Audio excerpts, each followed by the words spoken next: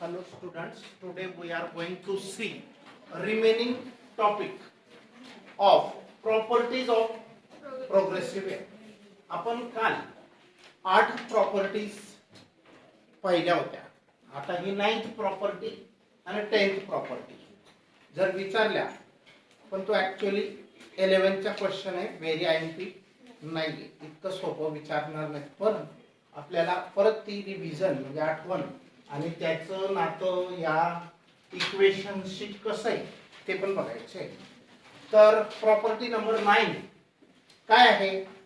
The transverse wave. कोणाला म्हणतो आपण? In transverse wave the vibrations of the particles are perpendicular to the direction of propagation of the wave and produces crest and troughs. Transverse wave कशी असते? आता समजा हा y axis आहे, हा x ऍक्सिस आहे, हा x हा y, आणि ही वेव्ह अशी ट्रॅव्हलिंग करते. या वेव्ह मध्ये ह्याला आपण इथून इथपर्यंतच्या पार्टला क्रेस्ट म्हणतो, इथच्या पार्टला आपण ट्रफ म्हणतो. एक क्रेस्ट आणि दुसरं ट्रफ मिळून एक वेव्ह किंवा एक सायकल तयार होतो. आणि इथून इथं पोहोचली तर वेव्हचा फेज कितीने चेंज होतो? फेज म्हणजे अवस्था. तर बघा, इथून हा पार्टिकल वरती जाण्याच्या तयारीत आहे, पण इथं खाली येण्याच्या तयारीत आहे. आणि हाफ सर्कल म्हणजे कितीचा फेज चेंज झाला? फेज कितीचा चेंज झाला? आता बघा, याचे आपण 4 हिस्से बनवूया. इथून इथं पोहोचला, इथून इथं किती? 90. इथून इथं पोहोचला 180 म्हणजे पाय. इथून इथं 270 म्हणजे 390, 93 चा 270. आणि इथं पोहोचला म्हणजे पूर्ण, हा म्हणजे 2 पाय, 360 म्हणजे 2 पाय. बरोबर? पाय म्हणजे 180, 2 पाय म्हणजे 180 चा डबल. तर एक सायकल म्हणजे फेज चेंज 2 पायचा असतो. बरोबर? तो नंतर भाग येणार आहे, पण आताच. तर याला क्रेस्ट म्हणतो, याला ट्रफ्स म्हणतो. ट्रान्सवर्स वेव्ह कोणाला म्हणतो आपण? जी वेव्ह जात असताना तिची प्रोपॅगेशन होण्याची डायरेक्शन कोणती आहे? ही आहे. समजा ही वेव्ह तिकडे जात आहे, तर हे जे पार्टिकल्स आहेत तिथले, हे कसे व्हायब्रेट होतात? पार्टिकल्स वर आणि खाली, वर आणि खालीच. हे पार्टिकल्स नाही तिकडे जाणार, फक्त एनर्जी जाते, एनर्जी दिसत नाही. हा, तर the wave in which, wave अशी की जिच्यामध्ये, the wave in which particles of the medium, हे मीडियमचे कण आहे. पार्टिकल्स ऑफ द मीडियम म्हणजे पाणी किंवा हवा. Particles of the medium are vibrating in a direction. कोणत्या डायरेक्शनला व्हायब्रेटिंग करतात ते? परपेंडिक्युलर. कोणाला? To the direction of propagation of wave. Such a wave is called as transverse wave. In transverse wave crest and troughs are alternately produced. Means एका पाठोपाठ ते तयार होतात. समजलं याचा अर्थ? In transverse wave the vibrations of the particles are perpendicular to the. कोणाला perpendicular असतात ही व्हायब्रेशन पार्टिकलचे? काल एक उदाहरण दिलं होतं बघा. शांत पाण्याच्या डबक्यामध्ये एक थर्माकोलचा तुकडा ठेवून द्या आणि त्या तुकड्याजवळ थोडसा एखादा स्टोन टाका शांत पाण्याच्या सरफेसवर. लगेच स्टोन टाकताच तो तुकडा वर आणि खाली फक्त होतो. तो मात्र दूर सारला जात नाही, म्हणजे सरकत नाही, तो तिथंच वर खाली होतो. याचा अर्थ पार्टिकल्स ऑफ द मीडियम म्हणजे पाणी हे मीडियम आहे त्या वेव्हचं. तर ते कसे व्हायब्रेट झाले? परपेंडिक्युलर. कोणाला? वेव्ह जाण्याच्या दिशेला, direction of propagation of the wave. मग वेव्ह कशी गेली? तिथं डबक्यातली काठाकडे गेली ना ती वेव्ह, लाट. हा, एनर्जी घेऊन गेली. बरोबर? तर बघा, समजलं. मग हे ट्रान्सवर्स वेव्ह मध्ये क्रेस्ट आणि ट्रफ्स तयार होतात. एक क्रेस्ट आणि एक ट्रफ मिळून एक सायकल किंवा एक चक्र किंवा एक वेव्ह तयार होते.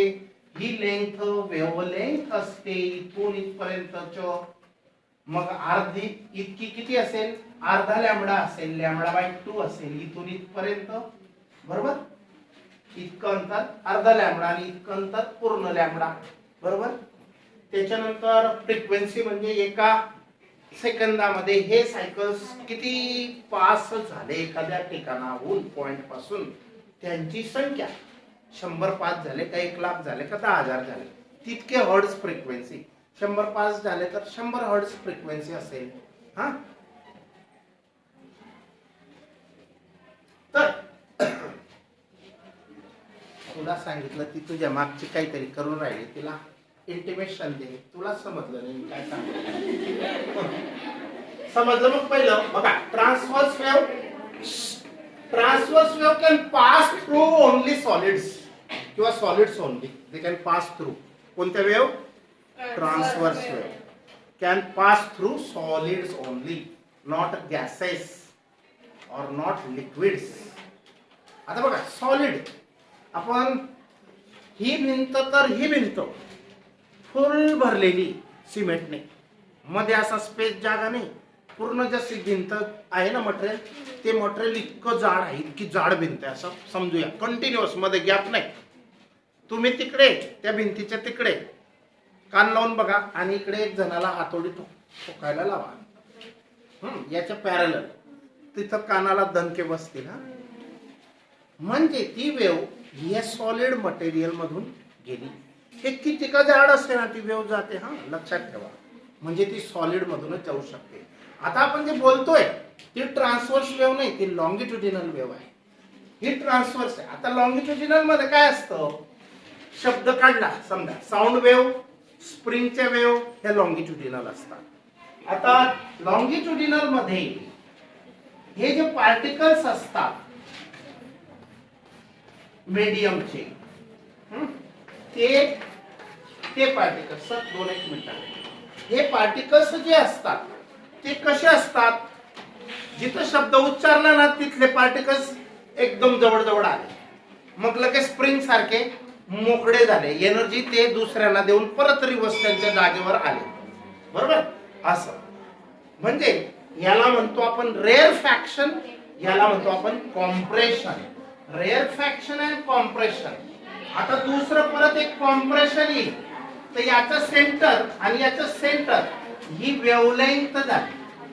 2 कॉम्प्रेशन मधील अंतर अथवा 2 रेअर फॅक्शन मधील अंतर लॅम्बडा असते.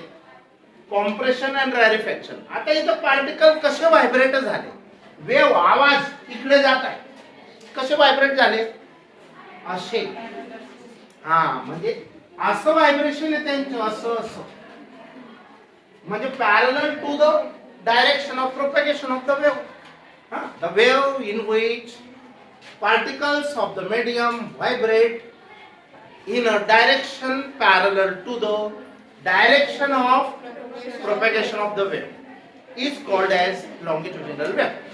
ज्या वेव्ह मध्ये मीडियमचे पार्टिकल्स हे वेव्ह जाण्याच्या दिशेला पॅरलल व्हायब्रेट होतात. इथं परपेंडिक्युलर होते, वेव्ह जाण्याच्या दिशेला हे वर खाली, इथं मात्र पॅरलल आहे पुढे मागे, आणि म्हणून अशा वेव्हला लॉंगिट्युडिनल म्हणतात. लॉंगी मीन्स पॅरलल, तर ट्रान्स मीन्स परपेंडिक्युलर, असे शब्द लक्षात ठेवायचे.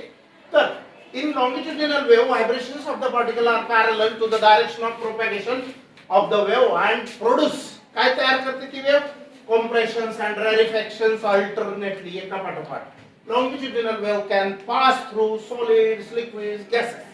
आवाज हा पाण्यामधून पण जाऊ शकतो, भिंतीमधून पण जाऊ शकतो सॉलिड, आणि गॅसेस मधून तर तुम्ही ऐकूनच राहिले, हवेमधून.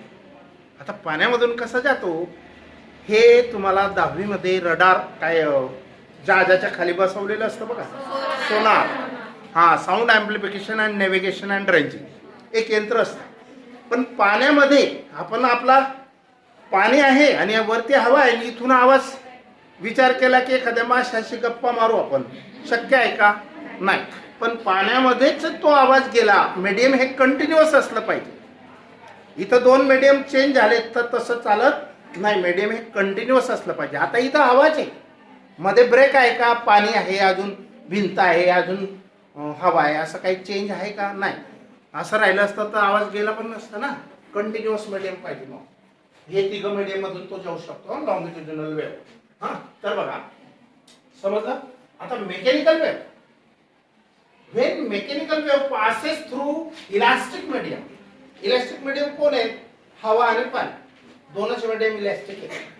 तर जेव्हा मेकॅनिकल वेव्ह कोणाला म्हणायचं, जी वेव्ह काहीतरी वर्क डन करू शकते, जिच्यामध्ये फोर्स आहे, तिला मेकॅनिकल वेव्ह म्हणायचं. या दोघही मेकॅनिकल प्रकारात आहेत. कारण मी बोलतोय, इयर ड्रम तुमचा व्हायब्रेट होतोय, मेकॅनिकल आहे. ट्रान्सफर, चेंडू पडला डबक्यामध्ये, पोरं हुशार असतात, काय करतात, हे पाण्याला असं असं जोराने ढकलून त्याला किनाऱ्याला बरोबर आणतात, उचलतात. पाहिले की नाही. तर बघा, when mechanical wave passes through elastic medium, कोणत्याही इलास्टिक मीडियम मधून मेकॅनिकल वेव्ह पास होत असेल तर the displacement of the particles जे डिस्प्लेस होतात at a space point x is the displacement at time t is given by. तर displacement ही दोन गोष्टी, x म्हणजे डिस्प्लेसमेंट, t फॉर टाइम. तर ही फंक्शन ऑफ याचा, हा फॅक्टर आहे, याचा फंक्शन ही असते, म्हणजे याच्यावर ही अवलंबून असते, असा याचा अर्थ. तर function of x minus vt. Here v is the speed, x is the displacement, t is the time, and this bracket is the function of xt. is the function of xt म्हणजे इथे x आणि t आहे. या x आणि t वरच सगळा खेळ चालेल याचा डिस्प्लेसमेंटचा. आणि म्हणून बघा, द फॅक्टर, हा जो फॅक्टर आहे, appears because, हा दिसतो का, तर disturbance produced at point x is 0. जर डिस्प्लेसमेंट 0 असेल, पार्टिकल हललंच नाहीये कुठंच, तर ॲट टाइम t, त्या वेळेला reaches the point x is equal to x dash, त्या वेळेला x आणि x dash. आता ही सेकंड डिस्प्लेसमेंट आहे, हा ही न्यू डिस्प्लेसमेंट आहे, ओल्ड डिस्प्लेसमेंट आहे. तर equation 1 represents a progressive wave. हे प्रोग्रेसिव्ह वेव्हचे इक्वेशन आहे. हे अजून बघायला भेटेल आपल्याला नेक्स्ट चॅप्टर मध्ये, हे कसं आलं, इथे डायरेक्ट यूज आहे. तर equation 1 represents a progressive wave travelling to the positive x direction. इथं मायनस आला तर ती वेव्ह कोणत्या डायरेक्शनला जात आहे, इकडे. आणि जर हा इथं निगेटिव्ह आला तर ती वेव्ह कुठे जात आहे, पॉझिटिव्ह x ला. आणि जर इथं पॉझिटिव्ह आला तर ती वेव्ह कोणत्या डायरेक्शनला जात आहे, निगेटिव्ह x ला. हा, लक्षात ठेवा ही गोष्ट, इथं चिन्हामध्ये साइन मध्ये फरक आहे. तर first equation represent progressive wave travelling in the positive x direction with constant speed v if the source of disturbance is performing SHM. जर सोर्स ऑफ डिस्टर्बन्स म्हणजे काय, वेव्ह जिथं तयार झाली त्याचा डिस्टर्बन्स हा SHM असेल, SHM प्रकारचा असेल, तर the wave is represented as a, म्हणजे हीच वेव्ह पण सोर्स ऑफ डिस्टर्बन्स म्हणजे मीडियम मधील पार्टिकल्सला ज्याने मोशन मध्ये आणलं त्याला म्हणतो आपण सोर्स ऑफ डिस्टर्बन्स. तो जर का SHM प्रकारचं व्हायब्रेशन त्यांचे असतील तर तेव्हा साइन किंवा कोसाइन वापरावे. हा, मग आता बघा, इथं हे एक इक्वेशन लिहिलेलं आहे, y is equal to xt a sin of kx minus omega t. आता इथं a फॉर एम्प्लिट्यूड आहे वेव्हचा, k is the wave number, याला वेव्ह नंबर म्हणतात. आता वेव्ह नंबर म्हणजे काय, 1 मीटर मध्ये, 1 मीटर अंतरामध्ये किती वेव्ह बसल्या, किती वेव्ह बसल्या, 100 बसल्या का 200, त्यांची संख्या म्हणजे वेव्ह नंबर. हा, number of waves in 1 metre lamb are called as wave number. K ची व्हॅल्यू 2π/λ असते. हे डायरेक्ट तुम्हाला आता आहे, त्याचं अजून कळेल नंतरच्या टॉपिक मध्ये.